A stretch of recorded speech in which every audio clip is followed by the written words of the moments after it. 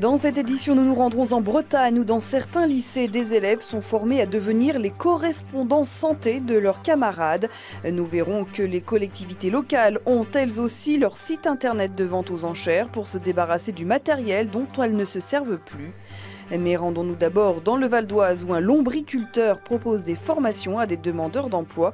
Pour lui, élever des vers pour produire de l'engrais est une filière qui a de l'avenir et c'est très facile de se lancer dans l'aventure. Là, on voit des vers, là, parce qu'ils ont à manger, là, ils sont venus, donc retourner dans les fumiers d'assez frais, parce que là, au moins, ils trouvent à nourrir. Depuis 26 ans, Bernard Chevalier travaille avec des lombrics, ces petits vers qui se nourrissent de fumier. Leur déjection donne un compost ultra fertilisant. La récupération des fumiers qui ont été mangés. Voilà du lombricompost qui est terminé et qu'on va amener sous la serre pour le faire sécher. Cette voisine vient améliorer ses connaissances, car elle aimerait bien augmenter ses revenus en revendant ce produit qu'elle utilise déjà depuis 20 ans.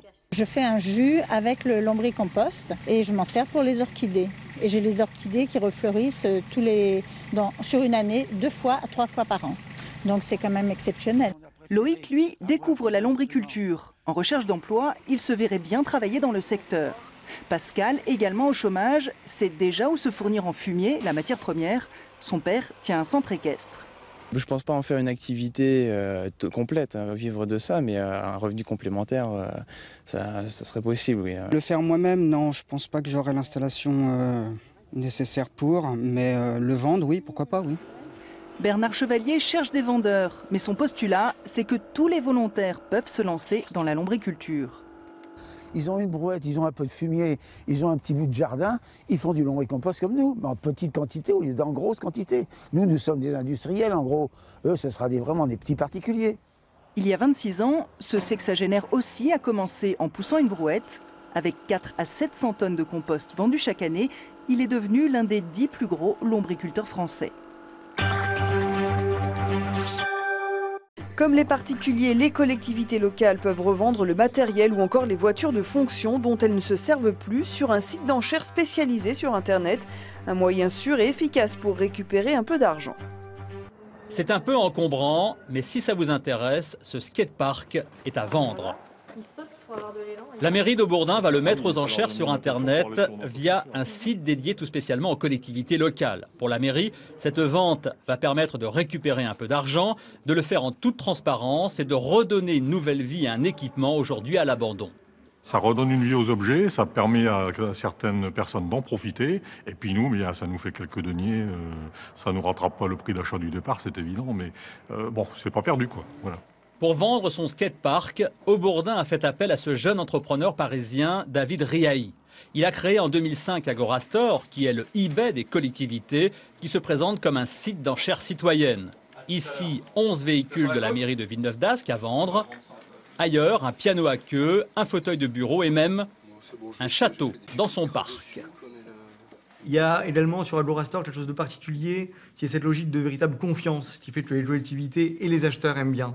C'est-à-dire que les collectivités savent qu'elles ont une audience de confiance qui va enchérir parce qu'il y a cette notion-là de trésor public, d'identité publique. Et à l'inverse, les acheteurs ont toute confiance dans les biens vendus par la collectivité parce qu'elles n'ont pas intérêt à les tromper, versus ce qu'on peut trouver sur d'autres sites grand public. C'est celle-là ? Mais les principales ventes d'Agorastore, ce sont les véhicules de fonction. En fin de semaine, l'organisme HLM Lille Métropole Habitat va mettre cette voiture aux enchères, quelques centaines d'euros, à peine de l'argent de poche. Ce sont des recettes bien évidemment de poche. Chez nous, les recettes de poche programmées pour l'année 2012 s'élèvent à environ 9 000 euros. Donc c'est tout à fait marginal par rapport à l'activité d'un organisme comme le nôtre, mais il s'agit bien évidemment pour nous, encore une fois, de nous inscrire dans le cadre du développement durable et de promouvoir la réutilisation d'objets qui peuvent encore avoir une deuxième vie pour plusieurs années. Agorastore ne connaît pas la crise, 100% de progression par an. Quant au skatepark de Bourdin, il aura bien sa seconde vie. Il intéresse une commune de la Rajoie. Dans une dizaine de lycées des Côtes-d'Armor, des élèves sont formés pour devenir des correspondants santé.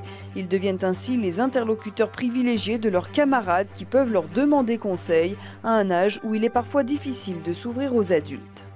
son ressenti. Au lycée, quand on vous parle problème, interrogation, c'est souvent de maths qu'il s'agit. Mais quand on a 15 ou 17 ans, les problèmes et les interrogations sont parfois ailleurs. Peut-être pas être très à l'aise pour prendre la parole devant tout le monde. Oui. Depuis le début de l'année, Audrey, Vincent, Camille et Marie ont rendez-vous une fois par mois avec l'infirmière, la CPE, les assistants sociaux. Ils sont les correspondants santé du lycée. Pendant 1 heure, ils parlent alimentation, tabac, alcool, sexualité. On est dans un âge où voilà, on a un peu tous les mêmes problèmes, tous les mêmes questions, et c'est vrai que c'est important de pouvoir discuter ça avec des gens qui ont notre âge et puis pas forcément aller voir les adultes. Au fil de l'année, un dialogue s'est instauré. Les adultes présents autour de la table apportent des réponses et bien davantage, des adresses, des contacts, des références. Lorsqu'un jeune arrive à trouver une réponse à une question particulière, à une difficulté éventuellement, qu'elle ne se majore pas, et puis qu'il conserve finalement ce réflexe aujourd'hui étant jeune lycéen, demain jeune adulte, et puis tout au long de sa vie. Voilà un peu l'objectif.